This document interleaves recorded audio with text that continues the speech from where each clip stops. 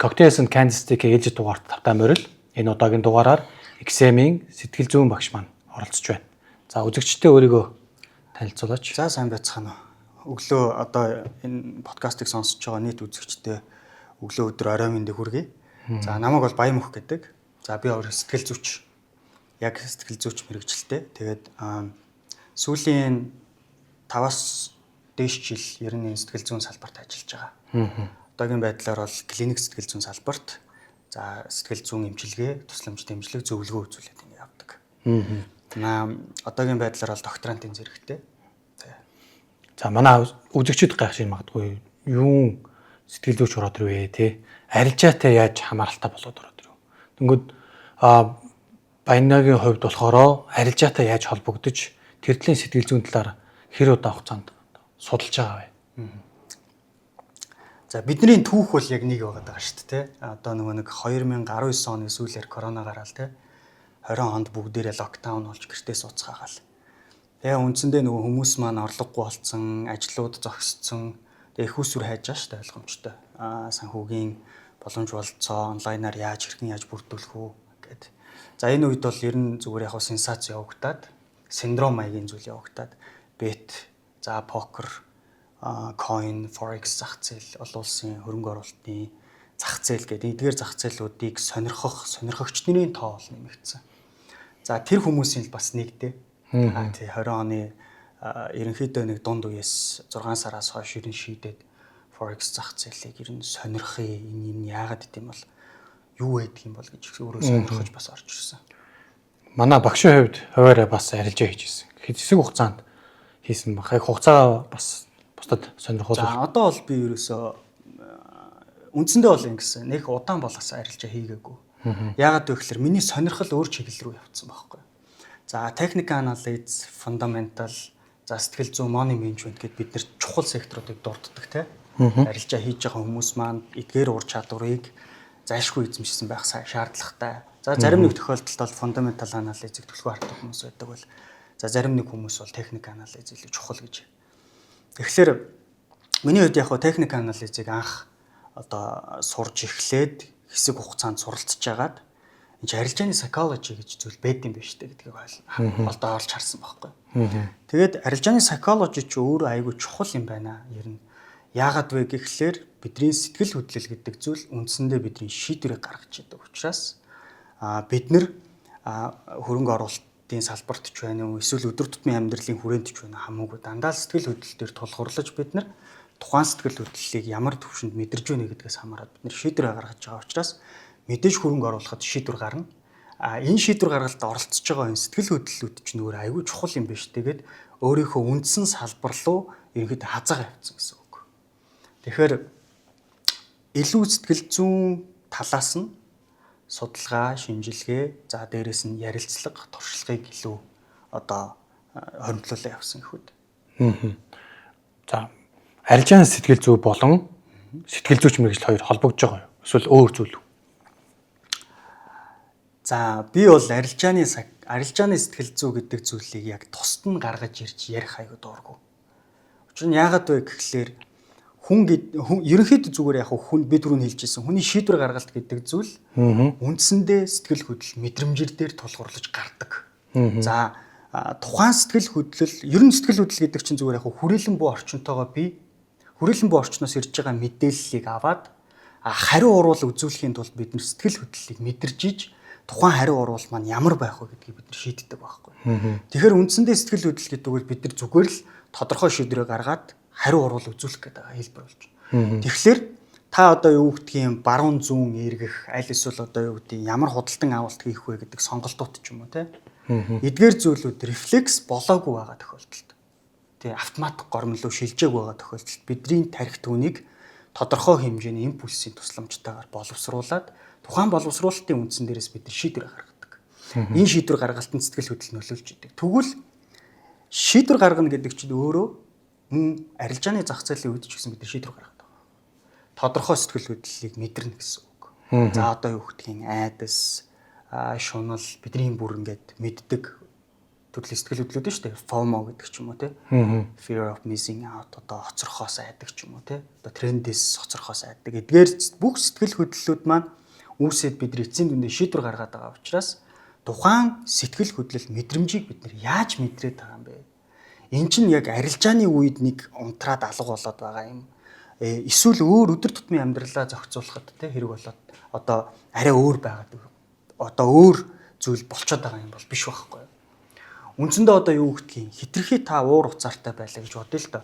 За уур уцаар гэдэг зүйл биднийг юунд хүргэж байна вэ гэхээр за revenge trading хийх те одоо арилжааны тодорхой хэмжээний алдагдал хүлээсний дараа эргээд одоо дахин удаа олон удаагийн арилжаа хийгээд тухайн одоо алдсан алдагдлаа нөхөж авах зорилготой.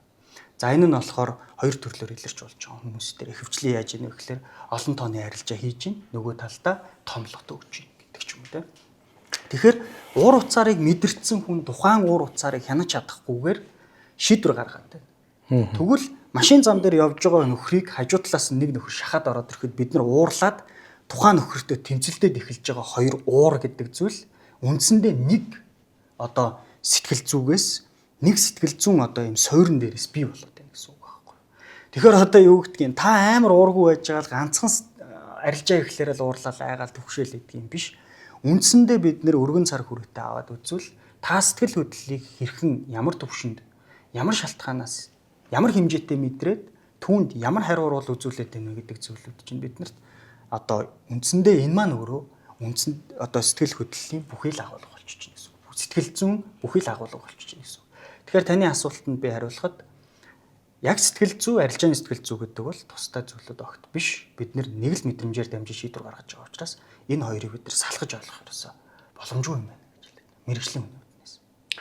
За ойлгомжтой. Тэнгүүд саяны өөрөө чинь дурдсан гой юм ярьлаа штэ. За өөрөө бас арилж ийс учраас бас мэдж байгаа.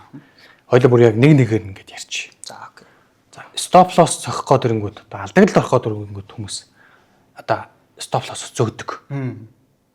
Тэр яагаад үүсдэг вэ? Тэрнээс одоо жишээ нь яаж сэргийлж болох вэ? За стоп лосс бид нар ингэдэгтэй арилжаа эхлэегүй байхад ингээ техник анализ хийж байгаа үедээ бидэнд нэг юм айгүй тайван байдал, тайван логиктой сэтгэн, тайван шийдвэр гаргана. За дээрэс нь арилжаанд арай ороогүй байгаа учраас те бид нар төлөвлөгөө гаргаж штэ. Стратеги боловсруулж байна, тактик боловсруулж байна. За тэгээд одоо би яг энэ арилжааг өснө гэж харж байна. Магадгүй алтыг одоо юу гэдэг үнэн өснө гэж харж байна. Би унана гэж харж байна. Тийм учраас би сейл арилжаанд бэлдэж байна, бай арилжаанд бэлдэж байна. Баятахад ийм одоо юу гэдэг нөхцөл бүрдсэн байна гэдэг ч юм уу те. За тэгэл яг амар гоё логиктой ажиллаж ирсэн аа. Яг конов дараал оронгууд яадаг вэ гэхээр биднэрт нэг юм сэтгэл хөдлөлүүд мэдрэгдээд эхэлдэг байхгүй тий. Одоо юу гэдэг шууд орсон цэгээс ихсүүлээд хүчтэй уналтууд явагдах юм бол бид нэр дансаа хасахтаа гарах юм бол бид нар айдас түгшүүр гэдэг ч юм уу те сандрал гэдэг зүйлүүдийг төлхөө мэдрээ авчдаг.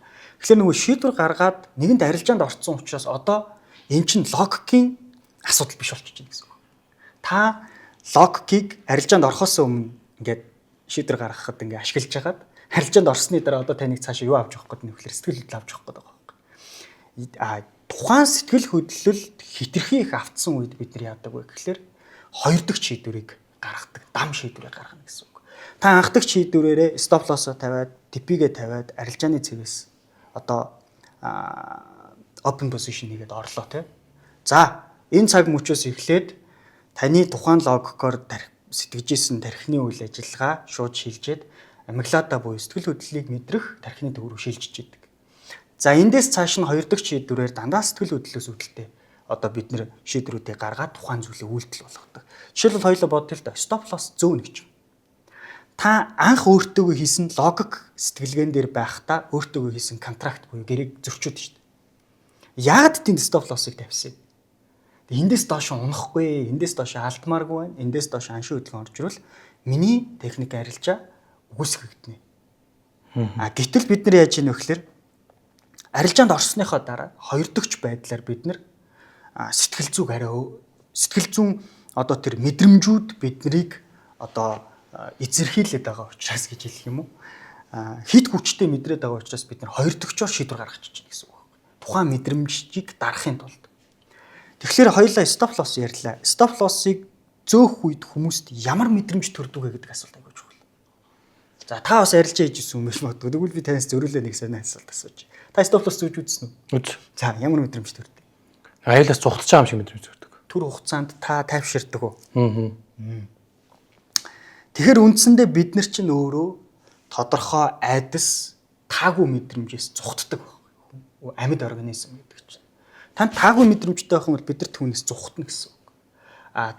Зүхтах гол одоо зүхтахын тулд бид нар ямар үйлдэл хийх вэ гэдэг. Одоо арилжааны үед бол жишээлбэл одоо юу гэдэг та нохоонд хөвгдлөө гэж бодоход зүхтэн хашаа давна гүүн магадгүй зарим нэг тохиолдолд шок өгөөд суун те чихээ дараад ч юм уу суудаг. Эн чинь өөрөө яах гээд байна вэ гэхэлэр тухайн аюулаас бид нар цухтах гээд байна гэсэн үг байхгүй. Тэгвэл таны тарих стоп лосс руу ойртох үед зүрхчин дэсээр гар хүчин салганаад магадгүй хар хөлс чахраад 50 доктортой байж чадахгүй стоп лосс улам ойртох тусам тухайн сэтгэл хөдлөл мэдрэмжүүд нэмэгдээд байвал хамгийн түрүүлээд тарих юу гэж командалдаг вэ гэхэлэр наад сөрөг мэдрэмжүүдээ ямар нэгэн аргаар дар гэдэг шүү. Эн чинь өөрөө инстинкт байхгүй юу? Нэг өсөндөө зүм совингийн төвшөнд ажиллаж байна гэсэн. Тэгээд яадаг вэ гэхэлэр бид нэр стоп лоссоо доошлуулдаг. Доошлуулангууд та яадаг тайвширдаг гэсэн тийм. Тухайн тайвшралт бид нэр төр зургийн хугацаанд одоо нэг шархан дээр шархны лент нааж байгаатай л адилхан үйлдэл хийж байна гэсэн. Үндсэндээ бид нэр төр зургийн таашаалыг одоо хиттэй авч болох алсын зайд 2-3 нүүдлийн дараа авч болох илүү их хэмжээний ашигаас бид нэр яг одоо байгаа ашиг илүүд үздэг. Ойлгомжтой тийм. Тэгэхээр бид нэр стоп лоссыг хойшлуулдаг. Хоёрдугаар гэх юм л стоп лосс зохиолчвол юу болчих гээд байна? Алдагдлах гээд шүү. Энэ үр дүн болчих гээд шүү. Стоп лоссоо зөөчих юм бол процессинг нэг өсөндөө ихтгэл үнэмшил маань сунгагдчихээн дээ. Давхар нөгөө талтай. Яагаад ихтгэл үнэмшил сунгагдчихээн гэж юм нэхлээр та өснө гэсэн ихтгэл үнэмшилтэй байгаа учраас стоп лоссыг зөөж байгаа. Стоп лосс сунгагдчихаар ихтгэл үнэмшил сунгагдана тий. Тэгэхээр нөгөө нэг итгэлээ алдахгүй байх чинь өөрөө мөн л ялгаагүй инстинкт байхгүй. Тэгэхээр бид нар үндсэндээ ийм хоёр шалтгаанаас болоод стоп лоссоо зөөдөг. За зөөгөө явчих. Тэгэнгүүт одоо энэ дээр болохоор өөрийн чинь зүгээс зөвлөвөл яаж энэ зүйлстэй одоо эргээр хандах вэ? Бид нар мэдээж бүрэн хэн чадахгүй. Тэрийг алгуулах чинь гэж байхгүй. Тэгэхээр тэрэндээ бас эргээр нөлөөлөх гэдэг нь шүү дээ. Яг зөв. Алга болгоно гэж байхгүй гэдэг үг бол маш зөв үг. Үндсэндээ хүмүүс тухайн зүйлийг мэдрэхээ болохыг хүсээд огт мэдрэмжгүй болохыг бид нар одоо юу гэдэг сэтгэл зүй хангагдчихлаа гэж үздэг. Бид нар зүгээр түүнтэй ухаалгаар түүнийг одоо зохицуулт сурах хэрэгтэй гэсэн. За жишээ нь болохоор энэ дээр нэг юм байт юм. Hyperbolic discounting гэдэг үндсэндээ танин мэдхүүн гажуудал гэж байдаг. Бид нэг шийдвэр гаргахад тодорхой хэмжээний гажуудлууд, сэтгэхүйн одоо хит нэгдлийг барьсан тэр одоо энийг bias гэж нэрлэдэг юм л да. Тэгэхээр hyperbolic discounting bias гэдэг одоо танин мэдхүүн гажуудал бидэрт нөлөөлдөг юм. Энэ нь яадаг вэ гэхээр өнөөдөр яг одоо бид нар нэг юм таашааллыг хойшлуулдаг тий. Одоо та жишээлбэл өөртөө нэг амлчаад би за яг маргааш ална гэж хэлж байгаа удаа байгаа. Энэ чинь hyperbolic discounting байна. Үндсэндээ яадаг вэ гэхээр та өнөөдрийн яг одоогийн таашааллыг маргаашийн илүү чухал зүйлээс илүү тавьдаг гэсэн үг. Тэгэхээр эн чинь юу болж байна вэ гэхээр үндсэндээ та таашаалыг л өнөөдөр авах гээд байгаа байхгүй. Үндсэндээ стоп лосс зөөснөр. Тэ. Тэгэх гээд шүү дээ. Та таашаал аавна гэдэг чинь нэгээс нь таашаал чи хоёр талаар төрлөөр мэдэгдэж байгаа шүү дээ. 50 байх үед аз жаргалыг мэдэрч эхлэх үе таашаал аавна. Нөгөө талаасаа бид нар өвдөлтийг намдах үе таашаал аавна. Ийм хоёр төрлөөр бид нар таашаал аваад байгаа байхгүй. Тэгэхээр та таашаалыг авахын тулд үндсэндээ л стоп лоссыг зөөж ийн, итгэл үнэмшлээ сунгаж ийн, үр дүн гаргахгүй би азгүй амьтан биш гэдгээ батлахын тулд та naturally буюу одоо тэр байх маш том системийн эсрэг одоо тэр чарт гэдэг чинь тэр системийн бүхэл бүтэн организм, амьд организм одоо нөгөө амьдралын экосистем шиг юмний эсрэг та шууд тэмцэж эхэлж байна гэсэн үг байхгүй. Энэ чинь ялагч нь ойлгомжтой байхгүй. Ялагдагч нь ойлгомжтой, ялагч нь ойлгомжтой тоглоом. Зах зээл ялна. Харин та тодорхой хэмжээнд тухайн алдагдлыг нэгдүгээрт хүлээн зөвшөөрөх шаардлагатай болно гэсэн үг. Үндсэндээ. Тэгэхээр хүлээн зөвшөөрнө гэхэлэр бид хүн болгон мэдээд байгаа шүү дээ. Хүлээн зөвшөөрөх хэрэгтэй. Яг бод хөдөл төр бид нар чаддгүй. Тэгвэл яах вэ гэхэлэр бид нар таашаалыг хойш тавих буюу таашаалаас татгалзах delay gratification гэдэг хувь хүний чадварыг хөгжүүлэх шаардлагатай болдог. Үндсэндээ энэ нь одоогийн таашаалаас татгалзаад одоо монголчууд ярьдаг шүү дээ. Өнөөдрийн хүүхнээс маргаашийн болчихрахад ир гэдэг шиг те. Уушигчтэй гэдэг үлээ. Энэ зарчмыг үндсэндээ бид нар delay gratification гэдэг хөв хүний чадварыг хөгжүүлснээр олж авдаг. Энэ нь бол системтэй CBT, DBT, NLP гэх мэтлэн олон улсын одоо олон улсад хүлээн зөвшөөрөгдсөн сэтгэл заслын арга дээр тулгуурласан маш нарийн одоо сэтгэл заслын эмчилгээг шат дараатаагаар тодорхой хугацаанд хийж иж бидний энд яадаг вэ гэхээр тэр delay gratification гэдэг чадварыг үндсэндээ хөгжүүлдэг байна. Тэгэхээр хүн болгон энийг хөгжүүлэх боломжтой. Бид нар зүгээр яаж вэ гэдэг аргачлалаа хамгийн гол нь зөвөр системтэйгээр мэрэгжлийн хүмүүст хандж тэрийг одоо шийдүүлж явах хэрэгтэй гэсэн үг байна. За тэгэхээр хэрвээ энэ аргыг сурахыг хүсэж байгаа одоо камер одоо битүүр камер ингээд бичээ сууж ийн үзэж байгаа хүмүүсийн хувьд гэртээ хэрэгжүүлж болох хамгийн энгийн арга гэвэл шууд зөвлөгөө өгөх гэдэг нь шүү дээ. Үзэгчдэд. Одоо тэгэхээр нөгөө нэг би заавал одоо хувь хүнийхээ мэдрэмжээр би зөвлөгөө өгч болохгүй байхгүй юу? Тэгэхээр би заавал яах вэ гэхээр системд оруулах хэрэгтэй болно. Тэгэхээр зүгээр яг хэдүүлээ DBT буюу диалектик сэтгэл заслын эмчилгээний аргыг ашиглаад emotional regulation гэдгийг яаж хийх вэ? Emotional regulation яаж хийх вэ гэдэг юм шат байдаг байхгүй юу? Тэр шатан дээр тулгуурлаад хамгийн анхны зөвлөгөө өгөхөд бол бид нар сэтгэл хөдлөлөө аягүй сайн таних мэдсэн тухайн сэтгэл хөдлөлийн талаар бид нар дататай болсон байх хэрэгтэй. Тэгэхээр бичих ёстой гэсэн. Яг үнэ. Тэмдэглэл. Эхний ээлжинд та яг ямар үед ямар сэтгэл хөдлөл үүсв, яагаад үүсв, ямар нөхцөл байдлаас үүсв гэдэг бүх сэтгэл хөдлөлийн тэмдэглэлүүдийг та хөтлсөн байх хэрэгтэй. Давчамж нь хаана хангах гэж байна. Яг үнэ. Бид нар тодорхой асуудлыг шийдэхэд бол асуудлыг танин мэдсэний дараа шийдэж шүү дээ. Танин мэдээгүй тохиолдолд ямар ч асуудлыг бид нар шийдэж чадахгүй байхгүй. Тэгэхээр таниж мэдхийн тулд тухайн зүйлийн триггерийг одоо ямар шалтгаантай үүсээд байгаа, хаана үүсээд байгаа, ямар үед үүсээд байгаа. Ихэвчлэн орой арилжаа ихэд үед юм уу? Өдрийн цагийн арилжааны үед юм уу? Хүн болгоно нөгөө нэг юм хүрээлэн боорчноос хамаарсан өв шийдвэрүүдийг гаргаж идэг учраас бид нар яах вэ гэхээр тухайн сэтгэл хөдлөл мэдрэмжүүд хамгийн дөрүүлээд хаана, яаж, яагаад хэрхэн үүсэж ийнө гэдгийг тэмдэглэсэн тэмдэглэлтэй болох хэрэгтэй. Энэ тохиолдолд бид нар яадаг вэ гэхээр эргээд тэмдэглэлээ харахтаа энэ асуудал чинь ийм шалтгаантай үүсэж байгаа юм биш үү гэдгийг олж мэддэг гэсэн үг байхгүй. За тэгвэл хоёулаа энийг маш энгийн хэрнээ тэг сонио хамгийн гол нь энгийн юм хүмүүс хийдэг шүү дээ. ингээ хоёулаа арилжаараа буулгач. За. Магадгүй энэ сэтгэл хөдлөл нь юунд илэрж гэн гэдгийг тэр хоёулаа одоо жишээ нь баг зэргийн одоо шипийн маягийн мөгөл за хэдэн цагт болсон өнөөдөр амьдралд ямар зүйлс болсон ямар сешн дээр гарч иж байгаа.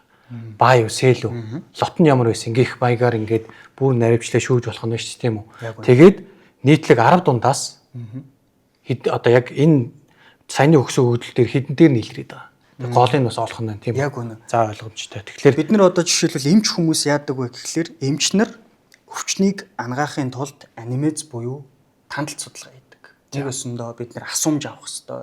За толгоор өвдөж юм уу, даралт хэр үүдийн, сүний даралт, захын мэдрэлийн одоо юу гэдэг өвчлөлт өргөчийн хэмжээ хэр байгаа юм. Таны одоо сэтгэл санааны байдал ер нь ямар байна, хэр стрессдгүү, хаана өвдөж юм, даал нуруугаар хатгаж гин үг гэл ингээд эмчнэр чинь нөгөө өвчний шалтгааныг олохын тулд амар олон асуултуудаар биднэрт хэрэгтэй дата баазыг цуглуулад тухайн датан дээр үндэслээд энэ ийм шалтгаантай байх боломжтой юм байна гэдгийг үндсэндээ зөвлөж эмчилгээ болон бид нар заавар зөвлөгөө өгдөг тийм үү. Тэгэхээр та тухайн сэтгэл хөдлөл болоод илэрч байгаа шинж тэмдгүүдийг мэдэхгүйгээр мэдээллийг нь цуглуулахгүйгээр түүнийг давж гарах ямарч боломжгүй гэдгийг л хэлэх гээд байна гэсэн үг. Тэнгуут ингээд залуучууд хүмүүс яаж ийнэ гэхээр үндсэндээ тэрэнд одоо залхууртай юм шиг байна гэж би ойлгоод байна. Тэгэхээр залхуурал гэдэг чинь өөрөө бидний хамгийн том одоо тулах хэвээр, дийлэх хэвээр, ялан дийлэх хэвээр асуудал болж байгаа шүү дээ. Тэгэхээр нөгөө нэг ингээ хажуудаа тэмдэглэл хийгээд хөтлөөд ингээ суухыг бидний хөвчлэн татгал. Дээрээс нь эдгээр сэтгэл хөдлөлүүд тэр нөгөө нэг стоп лосс зөөгöd байгаа, уурлаад байгаа, ревенж арилжаа хийгээд байгаа ч юм уу те том лот өгöd байгаа эдгээр асуудлууд чинь үндсэндээ маш олон хүчин зүйлсээс хамаарч бий болж байна. Жишээ нь юу?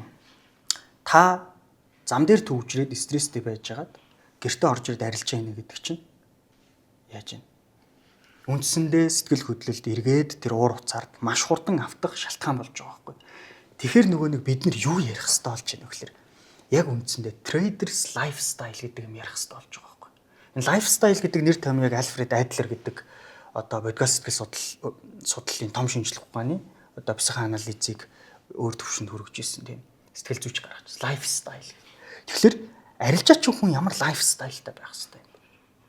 Үндсэндээ сэтгэл хөдлөлөө хянах тэмцээнд оролцоод шүү дээ. Бид нэр том чаленжд оролцоод байгаа байхгүй. Тэгэхээр бид нар тэр сэтгэл хөдлөлийг хянахын тулд таны лайфстайл буюу амьдралын одоо хэмнэл өөрөө нэг юм тодорхой стрессгүй түүнийг дарангуулсан хэлбэрт өөрийгөө ойлгодог, өөрийнхөө сэтгэл хөдлөлийг мэдэрдэг, стрессийг даван туулдаг, за таашаалаас татгалзах гэх мэтлэн миний яриад байгаа эдгээр бүх хувь хүний шинж чанар одоо ур чадваруудыг бид нар суулгахын тулд амьдралын хэмнэлтэй нь холбогдож тухайн хүний амьдралын хэмнэлийг нь засснаар бид нар сэтгэл хөдлөлтөөгөө ажиллах боломжийг л олгоно. Өөр юу ч биш. Тэгэхээр энд чинь нойр болж байгаа, хооллолт орж байгаа. Жишээлбэл ингэж өгөх би танд нэг сонирхолтой судалгаа ярьж өгье. Глюкоз багассан шүү дээ. Та глюкоз гэж мэдж байгаа те сахар. Бид нэр глюкозыг энерги болгоод. Яг ч глюкозыг энерги болгоод байгаа юм биш. ATP хэлбэрт буюу аденин трифосфат хэлбэрт хувиргаад бид нар энерги болгож ашигладаг байхгүй тэрийг. Тэнгууд яаж ийм нөхлөр таны цусан дох сахарын хэмжээ багасчихлаа. Огцсон. Тэнгууд энэ дээр нөгөө нэг glucose death bias гэдэг бас bias үүсэж байгаа. Таны мэдхүн гажууд л үүсэж байгаа. Бид нар цусан дах сахарын хэмжээ огцсон муруудангууд унаа шүү дээ. Өдөржингөө одоо ингээл бид нар монголчууд ч одоо яг Нью-Йоркт адилхан ч юм уу 9 цагаас эхлээл яг гоё фреш дээрээ босчрангууталтай арилжаа хийхгүй байх шүү дээ. Ихэвчлэн яаж яах вэ гэхээр бид нар Нью-Йоркийн сешн дээр арилждаг хүмүүс маань ингээд өдөржингөө ажил төрөл ингээл баах юм амжуулж явж байгаа хамгийн сүүлд нь орой ирээл ядарсан биен дээр арилжаа нүдэж байгаа. Тэгэхээр чин тэнд юу болж байна вэ гэхээр огцом сахарын хэмжээ багассан ихэнх хүмүүс арилжаанд орж байна. Буруу шийдвэр гаргах шууд нөхцөл үүсэж байна. Нэг сонирхолтой юм байдیں۔ Сахарын өвчтөе хүмүүс шүү дээ. Одоо би клиникийн салбарт ажиллаж байхад сахарын өвчтөе ер нь за яг хөө зөв сахартай хүмүүс заяа. Айгүй тийм огцом ууртай сэтгэл хөдлөлөө хянах чадвар айгүй алдагдaltaй байдаг. Энэ бол бүр яагаад вэ гэхээр сахар ч өөрөө дотоод хүрлийн асуудал, дааврын асуудал. Тэр тэнд глюкозын тэнцвэртэй байдлыг олохын тулд нөгөө ажиллаж ах хэвээр дааврууд маань тэнцвэр байдал алдагдчихж байна гэсэн үг. Тэгэхээр нөгөө сэтгэл хөдлөл чинь хянагдахгүй болж ирж байна гэсэн үг. Тэгэхээр яг тэрнтэй адилхан та бодоод бид нар тодорхой хэмжээнд энергийн зөв хуваарлалт хийгээд та арилжаа хийхэд шаардлагатай байгаа энергийн нөөцийг өөртөө хадгалахгүй бол яах вэ? Та буруу шийдвэр гаргана гэсэн үг. Сая бол ингээд стоп лосс буюу өвдөлтөөс цугтах, таашаалыг хойшлуулах гэж зүйл ярьлаа. Хоёул эсрэг нь яри. Take profit. Хүмүүс нэг цэгт ашиг авъя гэж тавьсан байдаг тийм. Тэгчээд яагаад тэрийг дээш нь зөв үзвэл алгуулгаад арилгачдаг юм. Дээш нь зөв ойлгомжтой. Ашигын өр хүртэй хэмжээг нэмэгдүүлэхийн тулд бид нар шунах сэтгэл хөдлөлөж байна тийм. Яагаад наан нь хаадаг вэ гэдэг чих утга учиртай. Бас тийм. Яагаад наан нь хаачаад байна гэхээр биднэрт үндсэндээ ингэдэг амар сонин шүү. Одоо арилжаа хийдэг хүмүүс баг бас аюул сан гадарлаж байгаа. Хасахтаа харж хагаад одоо ингээд арилжаа нээсэн цагаас ингээ хасах ороод нь шүү дээ. Хасахтаа харж хагаад удаан хасахтаа харцсан хүмүүс дээшээ нэмэх болонгууд хаачдаг. Яг энэ арилжаанд ингэдэг. Шууд нэмэх болоод хүчтэй огцон хөдөлгөөн явж байгаа үед хүмүүс хааддаг байхгүй. Бариач чаддаг гэсэн үг. Зарим нэг тохиолдолд. Энийг бол яг 100% хүн болгонд тэгдэг гэж би хэлээгүй шүү дээ. Тэгэхээр энэ яагаад вэ гэхээр нэг сэтгэл зүй байхгүй яард нь. Хасахтаа хараад байгаа юм чи яах юм? Та стресстэй дээ шүү дээ. Өсөөс стресстэй дээ. Баахан айдас ингээл сөрөг бодлууд ингээл явж жагаад жоохон дэше гарсан тайвширна. Маш хүчтэй тайвширлаа ангууд яадаг хөл үнцэндээ та ханчдаг. Нөгөө сэтгэл хөдлөл чинь ингээд ханж штт тийм. Йоо заашгүй дээ гэх. Бүсний булчмаа сайхан сулраад хамаг стресс маань тайлагдаад байна. Тэнгууд бид нар явах гэхлээр сэтгэл хөдлөлөөр очиж хаачих. Огцом явж байгаа тохиолдолд яа дээ. Нөгөө таашаал ч огцом орж ирахгүйгээр багаар нэмэгдээд байгаа учраас бид нар тэрийг харьцангуй удаан түвшинд барьсаар очиж типигээ зохиолох тохиолдол байдаг. Эсвэл өөрийгөө бүр ингээд хамгийн сайн чадах барих хэмжээнд хүртэл барьж байгаад ингээд болгочтой. Тэгэхээр энэ бүхэн чинь үндсэндээ юу вэ гэхээр зүгээр л хүмүүс дараал яаж сэтгэдгийг, яаж шийдвэр гаргадгийг, яаж мэдэрдгийг гэдгийг одоо ингээд нэг өсөндөө хүний сэтгэл хөдлөл гэдэг зүйлийг зур ингээд 100% мэддэг нөхөртөө бид нэр талбай дээр гарч ирэл тоглоод байна гэсэн үг болж байгаа байхгүй. За тэр маань мэдээж өөрөө чарт болно тий. Ягаад гэвэл чарт болтой өөрөө байгаа. тий. Чарт өөрөө яах вэ? Маш олон хүний дээрэс нь бодлого, систем, загвар юу гэдэг тэр чинь ертөнцийн хууль бараг үйлчилж байгаа байлгүй тий. Би тэгж боддог юмсан. Тэгэхээр энэ бүхэн чинь өөрөө цаана нь явагдаж байгаа үйл ажиллагаа чинь давдшгүй хүчин зүйл байгаа. Тэгэхээр саяны процессын дээр за нэмэгтэй байхад нь очиж хаачих гад байвал энэ дээр сэтгэл зүйчийн зүгээс зөвлөгөө өгвөл бас тэмдэглэл хөтлөх үү? Яг нэг чухал зүйл хэлчихье гэвэл юу гэж хэлэх вэ? Үндсэндээ ерөнхийдөө бол зүгээр яг хуу тайвширлыг бас л мэдэрч байгааг нөгөө хэлбэр болж байна. Бид нар тухайн зүйлээ хаахгүй байгаад байвал одоо эн чинь амар чухал суйртай гэсэн үг. Бид нар тодорхой ямар нэгэн үйлдэлийг хийхин тулд түүнд дараалал давталт бий болгох хэрэгтэй. Үндсэндээ ингэт юм байна. Тархины уян хатан чанарыг бид нар neuroplasticity гэж нэрлэдэг. Тархи уян хатан чанараараа өөрчлөгдөх шаардлагатай болно. Тэгвэл тархи ямар хүрээнд өөрчлөгддөг юм бэ гэхээр үйлдэл хийхээр өөрчлөгддөг. Жишээлбэл та байнгын урагшаа алхдаг тий. Та хэдэн жил урагшаа алхаж байгаа? Одоо төрсэн цагаас алхаж шүү дээ хүн болгон. Мэдээж одоо хөлд ороод хөлд орсноос хойш л урагшаа алхаж байгаа тийм. Та хойш алхаж үзсэн үү? За үзэж үйсэн. Гэхдээ тийм бол их таатай мэдрэмж гэж хэлэхгүй. Та яг зөв таатай мэдрэмж бол биш байна. Тэгэхээр хүн чинь урагшаа алхахаас сурцсан баг. Тэгэнгუთ тарих урагшаа алхахдаг гэдэг горимн дээр л таныг тохируулна. Яагаад таагүй мэдрэмж төрж ийнэ гэхээр тэнд өөрчлөлт гарах гэдэг юм гэсэн. Та хойш алхахынгууд өмнө хизээч хийж байгаагүй зүйлээ хийж байгаа учраас танд эвгүй шүү дээ. Энэ эвгүй мэдрэмж чинь тархиж өөрчлөлт. Үндсэндээ бид нар ингэж ойлгодог. Гоё мэдрэмжтэй байж ижил тухайн сэтгэл хөдлөлийг ч юм уу те бид нар амар гоё ингээд тухайн мэдрэмж мэдрэгдэхэл болчих юм бол бид нар өөрсдийгөө одоо сэтгэл зүйн хүрээнд сайжирч байна гэж үзэх гэдэг. Гэтэл тийм биш. Бид нар сөрөг мэдрэмжтэй байсан ч гэсэн тэр зүйлийг хийж сурах хэрэгтэй гэсэн үг. За сөрөг мэдрэмжтэй байсан ч гэсэн тэрийг хийдэг чадвар байдаг хүнд. Энийг бид нар distress tolerance буюу стрессийг даах, стресстэй хамт уялдаж түүнийг тайлбарлаж ойлгох чадварыг хэлээд байгаа. Тэрийг дааж гарахыг л хэлээд байгаа байхгүй.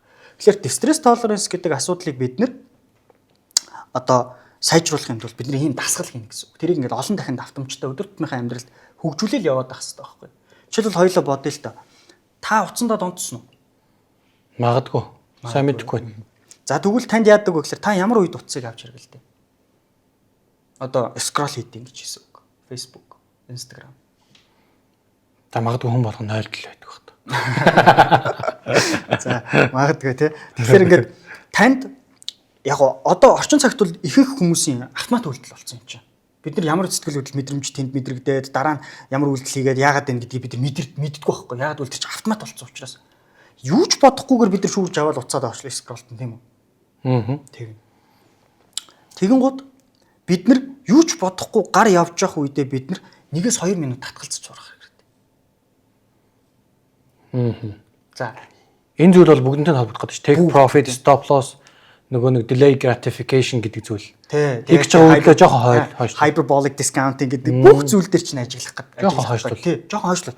Танд urge гэдэг байхгүй нэг маш хүчтэй сэтгэл зүйн тэр мэдрэмж мэдрэгдэн тий. Би нэг алдмаар юм тий. Одоо веб татдаг бол веб татмаар, тамхи татдаг бол тамхи татмаар. Яг тэр urge үүсдэг, амар хүсэл үүснэ гэсэн үг. Тэр хүслээс одоо жишээл амар гой тавхтай бол харагдаад байна тий.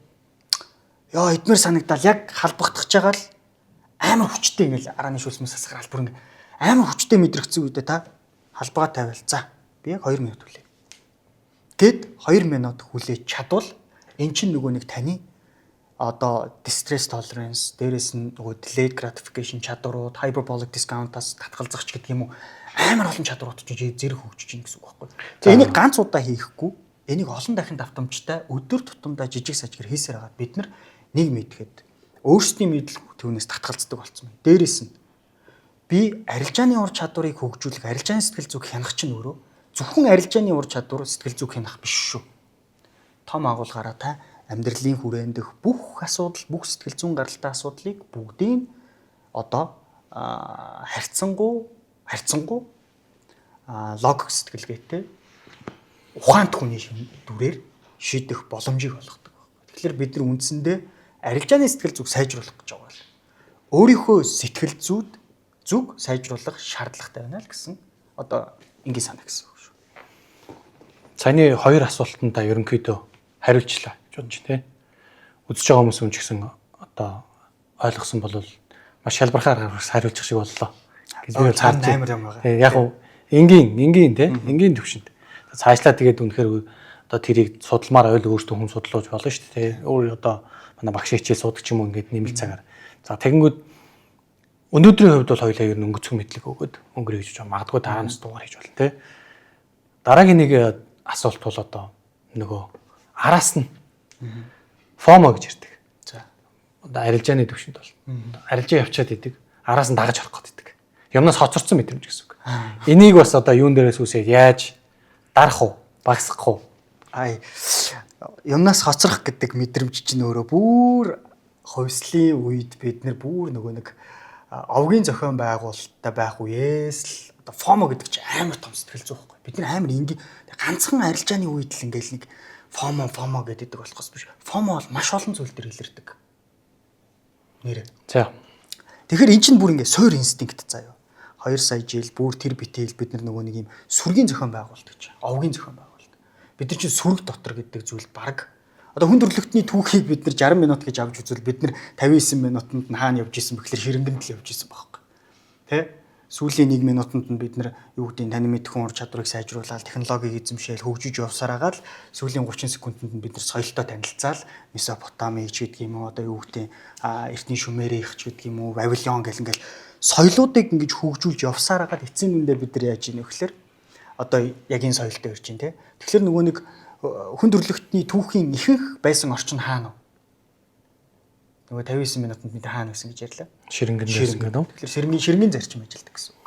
Ширэнгийн зарчим бол үндсэндээ фомог үүсгэж байгаа. Фомо гэдэг чинь хоцрох мэдрэмж тийм үү? Тий. Хоцроод байна. Эн чинь нэг өсөндөө бүлгээс хасагдсан юм шиг мэдрэмж байгаа. Ойлгосон. Тэгэхээр бид нар бүлгээс хасагдахаас маш их айдаг. Нийгмийн шүүмжлэлээс за найзуудаа одоо юу гэдэг бүлгээс жигдгээс өсвөр насны хүүхдүүд бол хадуурхагдахаас ч гэдэг юм уу те тэр битгийг л бид нар одоо юу гэдэг хүн амьтанд тоогдохгүй байх үе дээж гэдэг юм маш олон хайцууд бидэрт байгаа шүү дээ яг үнэндээ. Тэнгууд эн чинь өөрөө ерөөсөө яг тэр ширэнгийн инстинкттэй холбоотой байхгүй. Хэрв та бүлгээс одоо хүн нэгдлийн үед ч юм уу те та хэрв овогт 60 бодгал амьдардаг байлаа гэж бодоход та буруу зүйл хийгээд бүлгээс хөөгдвөл энэ юуны ял юм?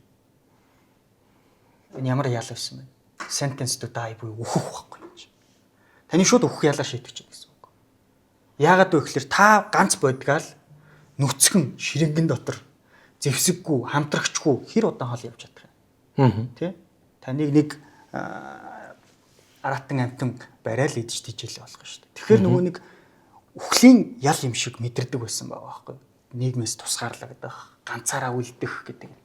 Тэгээ фомо гэдэг чинь үндсэндээ л би ганцаардмаар байна л гэсэн мэдрэмжээс байна. Тэгэхээр арилжаан дээр яаж гарчиж байгаа ингэнгүүт бүгд л одоо өсөж байгаа бол бай хийсэн байна. Би үлдчихлээ. Тий, би үлдчихлээ. За одоо байднаа. Одоо байднаа. За сөрөгтэй орё гэдэг. Ааха, сөрөгтэй орё нэгдэг. Тэгэхээр эн чинь ингэдэг заяа. Би танд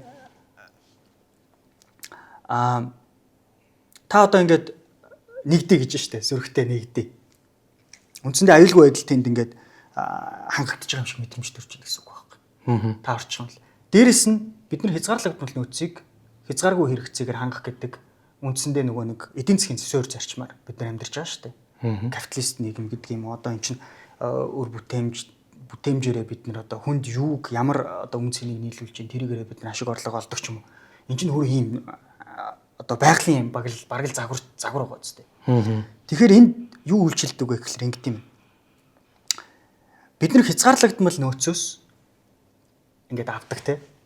Одоо жишээлбэл та бит хоёрын авардаг 2 одоо 5 аяг байна гэдээ бодъё. За энэ аяг бол амар чухал заяа та бит хоёрт. Тэгмэд би нэгийг авчлаа. Яг уу 4 үлдчих. 4 нөөц үлдчих шүү дээ. Би нэг нь эзэмшчихлээ.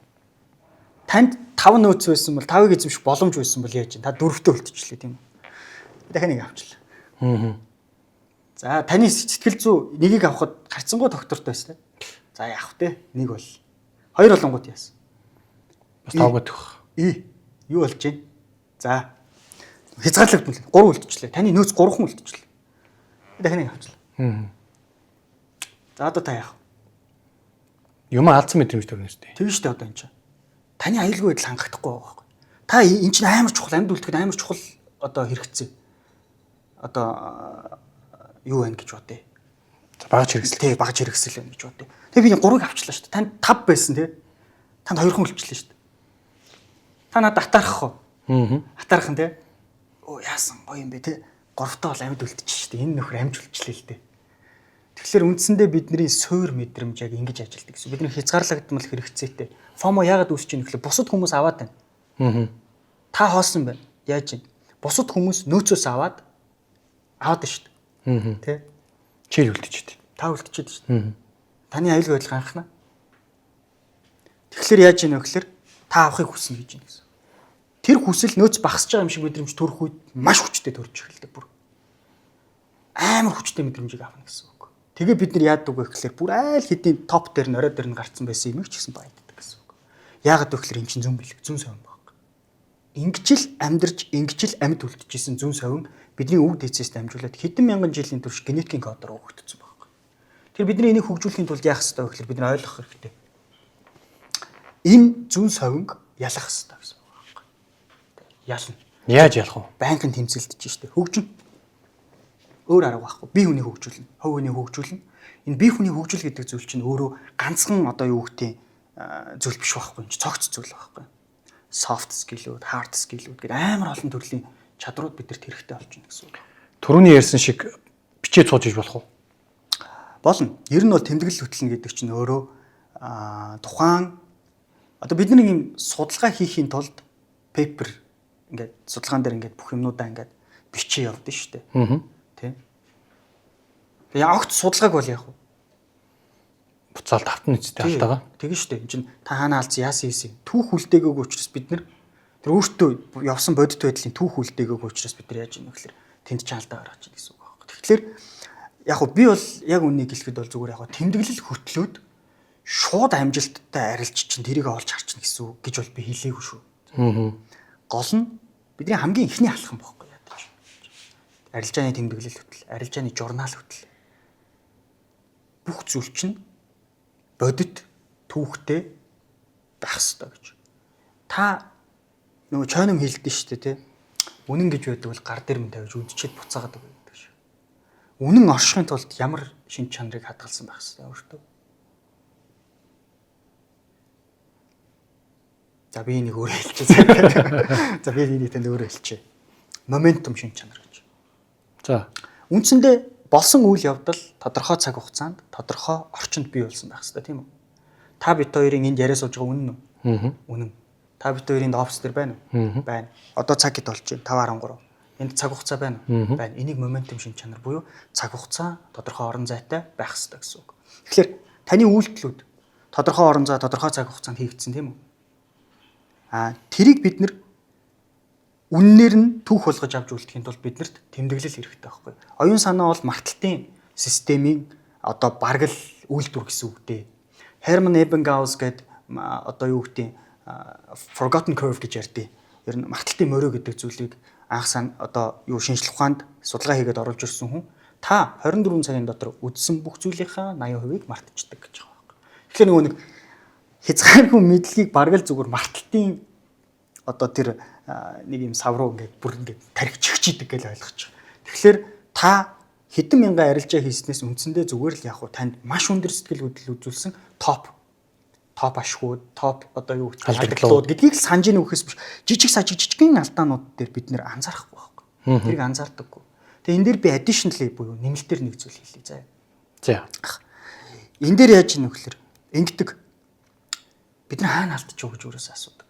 Энд чинь амьдралын жишээ шүү дээ, тий? Бид нар амар олон жил ингээд одоо жишээлбэл уушигны авдартай хүн орж ирээд ч юм уу, аль эсвэл ямар нэгэн сэтгцийн асуудалтай хүмүүс бид нар дээр орж ирээд юу гэдэг вэ гэхээр яг тэр нэг өдөр тийм зүйл болцсон гэж ярьдаг байхгүй.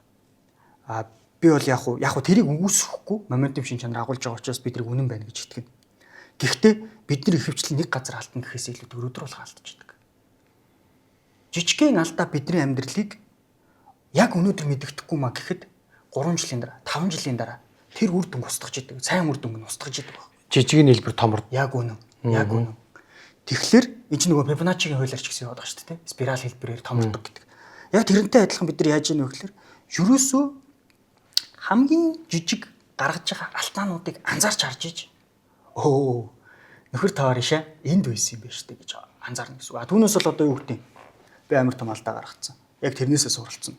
Тийм бол байхгүй гэсэн үг. Жижигхэн алдаануудыг давтаж жижигхэн байдлаар зас явсараа л эцсийн дүндээ та 3-5 жилийн дараа 2 жилийн дараа та өөрөө шал өөр төвшөнд очсон байна л гэсэн санаа. Тэмдэглэлийн хөтлөө гэдэг санаач бас тэндээс гарч ирж шүү дээ. Өдөр тутамдаа. Нэг ч үйлдэлийг битээ алдтал та тий. Хайр юм баггүй. Trader lifestyle гэдэг нэг юм ярьсан. Самна байна. Тэгэхээр trader lifestyle юу орох юм?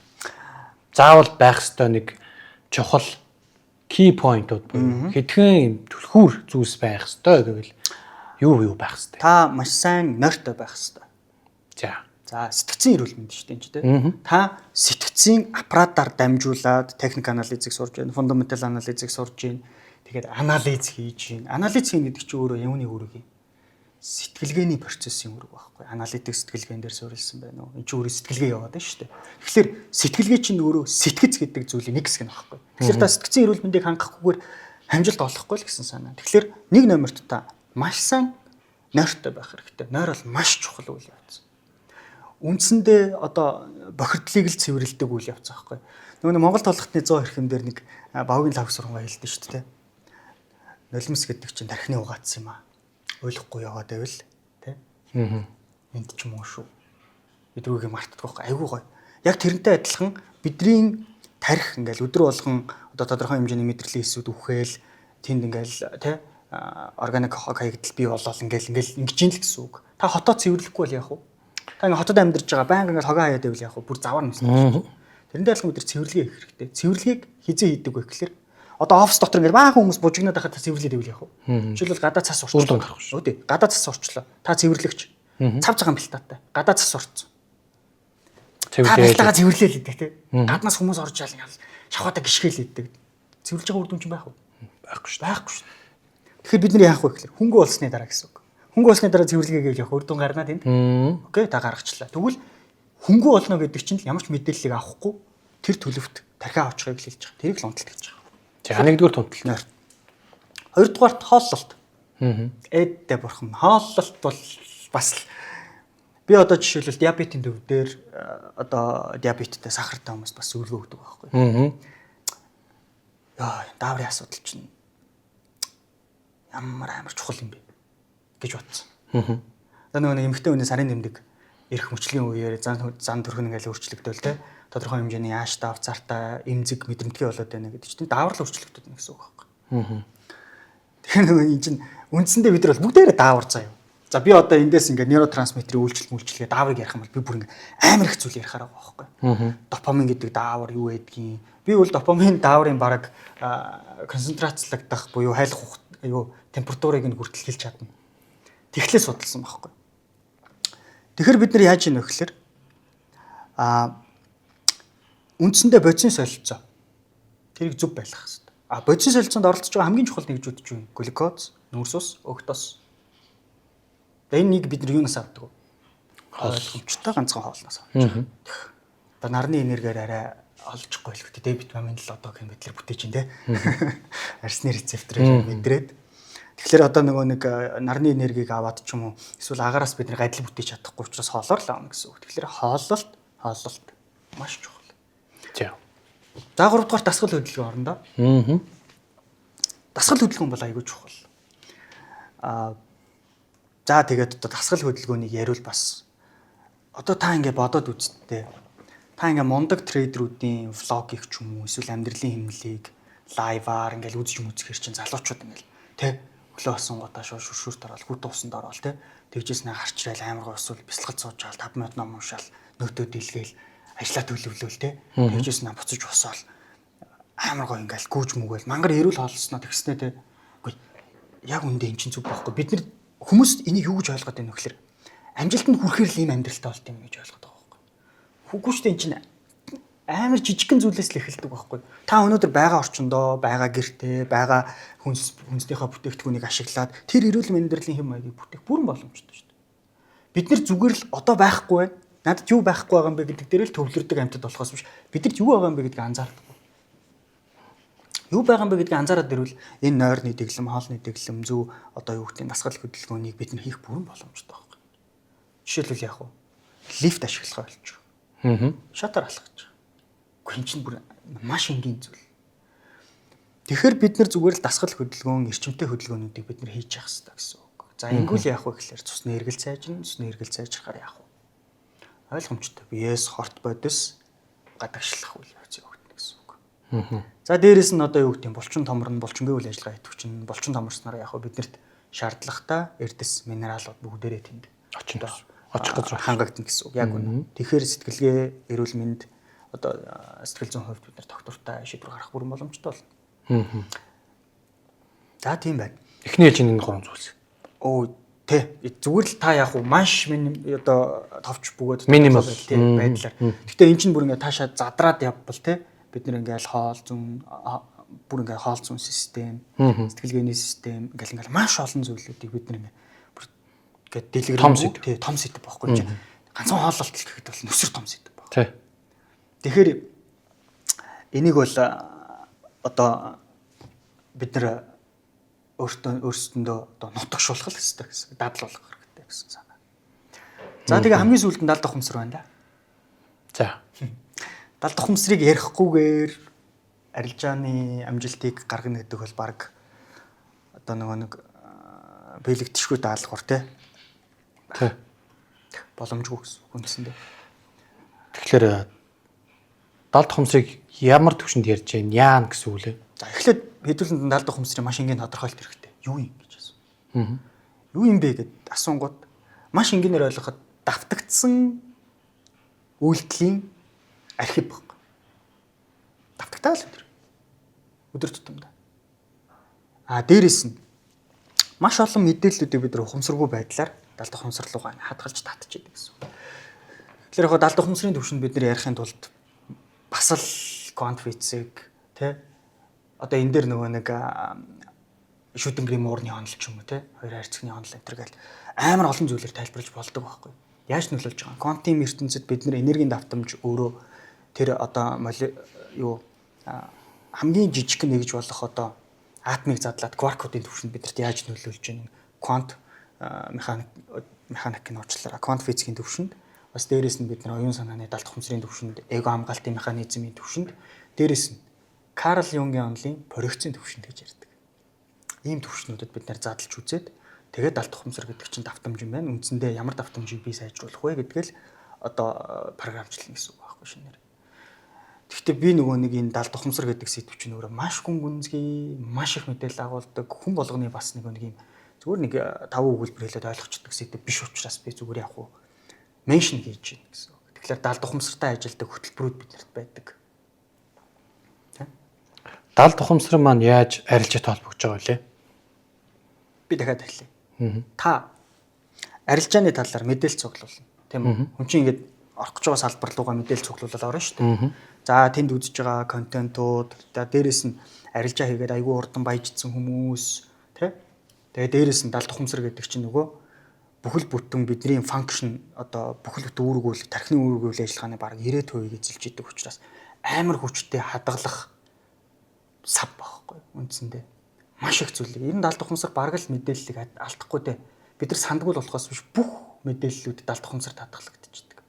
Тэгэхээр энэ арилжаатай холбоотой, дээрэс нь арилжаанд үүсэж байгаа сэтгэл хөдлөлтөтэй холбоотой бүх мэдээллүүд маань далд ухамсарт очиад хадгалагдчихдаг учраас бид нар яадаг вэ?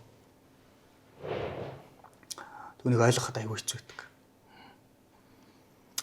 Тэгэхээр бид нар арилжаа түүн дээр тулгуурласан бүх мэдээллүүд, бүх мэдрэмжүүд бүгдээрээ арилжаатай холбогдно.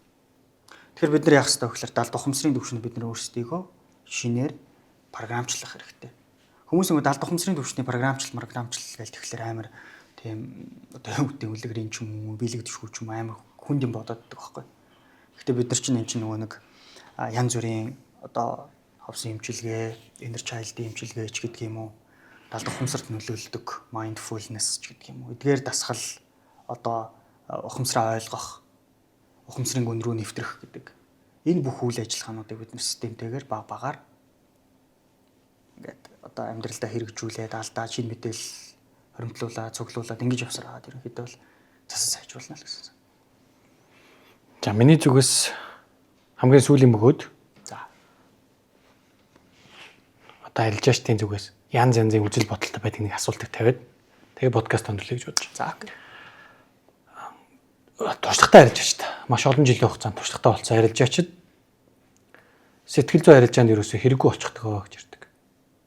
Тэр хүмүүс тэгтлээ ингээд бэлтгэвч гисэн сэтгэл зүй бол одоо арилжаанд хэрэггүй. Энэ салбарт ерөн сэтгэл зүй байгаад хэрэгтэй ч юм уу ч юм уу. Сэтгэл зүйг анхан шатныхаа ярьдаг гэж ярьдаг. Энэ боломжтой юм уу? Боломжгүй. Хин тэгээд. Ер нь гадуур бол арилжаач байгаа шүү дээ сэтгэл зүй юм уушдгал хүмүүс байна шүү дээ. Тэ? Хатах байл. Сэтгэл зүй алга болно гэдэг ойлголт би одоо гайхаад байгаа байхгүй яа. Сэтгэл зүй ажиллахаа болно. Яг юу гэсэн утгатай? Робот шиг болж байгаа гэсэн. Робот. Гүй. Арилжааны одоо хүн гэж байна. Арилжааны ямар нэгэн одоо дүрм гэж байгаа. За. Тэрийг л яс дагдаг болсон гэсэн. Тэрийгэ дагж яах чам? Дагж байгаа сэтгэл хөдлөлтөд автахгүй л гэж. Үгүй. Дүрм дагах үед аюулгүй мэдрэмж төрөх хэвээр. Сэтгэл хөдлөлтөд автахгүй байх үед 50 мэдрэмжийг мэдрэх хэвээр. 50 гэдэг чинь юу вэ? Мэдрэмж. Аюулгүй гэдэг чинь мэдрэмж. Тэ? Болж байгаа дүрмийг дагах нь мэдрэмж. Энд чинь сэтгэл зүй. Мэдрэмж гэдэг чинь сэтгэл зүй. Яг уу сөрөг сэтгэл хөдлөл мэдрэмжүүдийг аргалаад тэвнийг даваад тэгээд цааш нь автомат дүрм болгоцсон нэгөө хүмүүс сэтгэл зүй хэрэггүй. Уучлаарай цааш нь ашигтай явахад чинь цааш нь үргэлжлүүлээд ашигтай гинж уруулыг үргэлжлүүлэхэд сэтгэл зүй хэрэгтэй.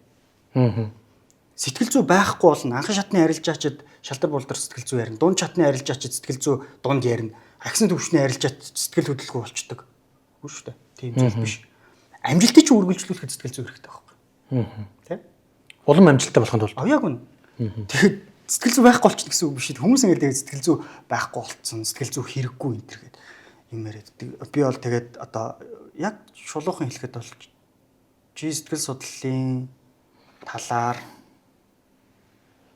маш их зүйлийг мэдэхгүй байна даа л гэж тэр хүн сэтгэл зүй ярих бүр болоочгүй байна гэж хэлнэ. Тэр над дээр үнэхээр одоо яг тийм хүн гарч ирээд надад хэлэх юм бол би хаач ямар ч нөхцөл би энэ үгээр хэлнэ. Уучлаарай. Бид нар сэтгэл хөдлөлийг их төвшөнд мэдэрх үү, бага мөч төвшөнд мэдэрх үү гэдэг гол асуулт. Тэр зүйлийг ярьж байгаа гэсэн. Тэр зүйлийг л ярихаас биш. Сэтгэл хөдлөл байхгүй болцсон байна гэсэн үг огт биш. Тэгэхээр хаач сэтгэл хөдлөл гэдэг чинь өөрөө дасан зохицох чадвар байхгүй яг үнэндээ. Тэ? Энэ болж гинэ гэдгээ сэтгэл хөдлөл тайван, тогтвортой, допамин, серотонин гэх мэтлэн дааврууд эндорфин гэдэг тодорхой нейротрансмиттерүүдээр дамжуулаад бид нар үнийг үргэлжлүүлэх гэсэн код бүтээдэг гэсэн үг. Энэ сэтгэл зүй оролцсон. Оролцохоос өр сонголт. За, ойлгомжтой. Тэгээд би нэмэлтээр өөрөө зүгээр яг нэг зүйлийг хэлэхэд яг энэ зүгээр жоохон хатуу сонсогдчих магадгүй. Бид нэр ChatGPT-тэй болсноос хойш мэдлэгтэй тэнгүүдээр ер нь амар болно. Ер нь нийгэмд үүрэх гэдэг. Яагаад би ингэж хэлж яах вэ гэхээр мэдэх нь хангалттай байхгүй. Тэ? Бид нар мэднэ шүү дээ. Маш олон зүйлийг бид нар мэднэ. Гэхдээ наад мэдж байгаа зүйлийг амьдрал дээр яаж хэрэгжүүлж байгаа юм? Ямар төвшөнд наадах чинь чамд өрөөгөж өгч байгаа гэдэг чинь л биднэрт чухал болохоос биш мэдээд хангалттай байхгүй. Мэдээллийн мэдлэг болгож байгаа хэдэн хүн байгаа юм байл гэдэг утгаар шиж байна. Яг үнэ. Тэгэхээр knowledge is inform. Understanding is transforming. Бид нар understand буюу ойлгож иж өөрчлөгддөг. Ойлгохын тулд таны 5 метр хүүг ашиглаад, туршлага хоригдлуулад, алдаж оноод бүх процесс чинь өөрөө цогц байдлаар явж иж дараа нь тэр хүнд мэдлэг хоригдлуулна гэсэн үг. Өнөөдөр зүгээр яг уу арилжааны сэтгэл зүйг ярих чинь хүмүүст амархан шүү дээ. ChatGPT-ээс ороод арилжааны сэтгэл зүйтэй яаж ажиллах вэ энэ рүү.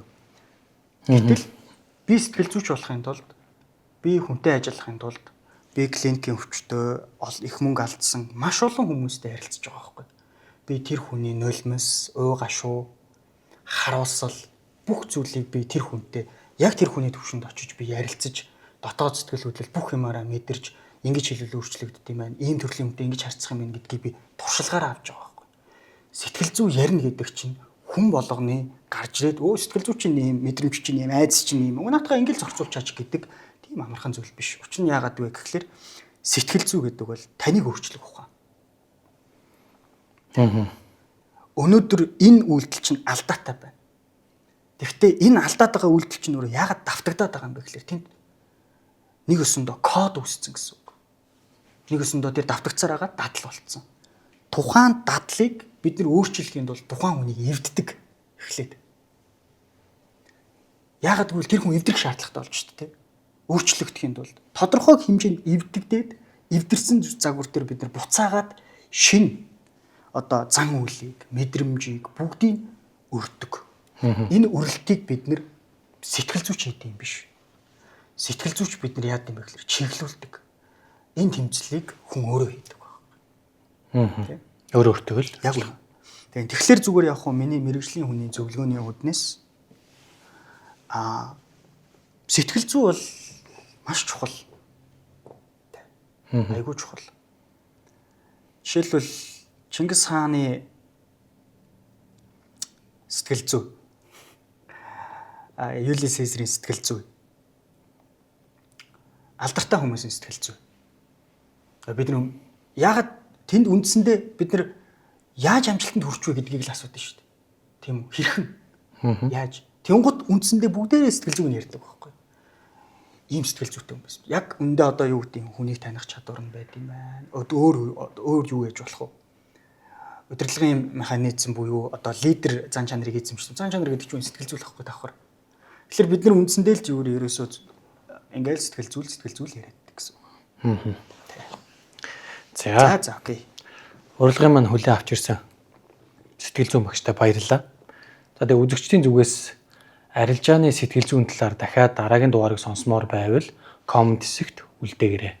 Дахиад үзмээр байна гэдэг сэтгэлдээ үлдээгээрэй гэж хэлмээр байна. За тэгээд дараагийн дугаараар дахин уулзлаа. Түр баяртай.